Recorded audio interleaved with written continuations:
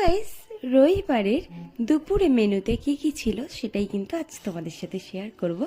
এখানে কিন্তু ছিল চিকেন কষা, মানে একদম দেখতেই পাচ্ছ একদম লাল লাল চিকেন কষা। আর এখানে মাছের ঝাল, আর এখানে ছিল গুঁড়ি কচু দিয়ে মাছের ঝোল, আর আমার ফেভারিট আলু চোখা। এই আলু চোখা কিন্তু আমার সব থেকে বেশি ফেভারিট।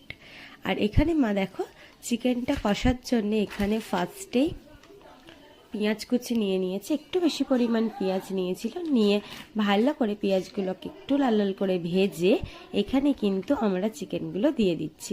এখানে প্রায় 1.5 কিলো মতো চিকেন ছিল।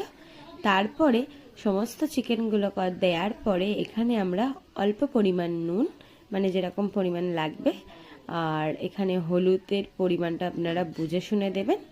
আর নুনটা আগে দিয়ে অল্প দেওয়াই ভালো, কারণ পরে লাগলে আপনারা দিতে পারবেন।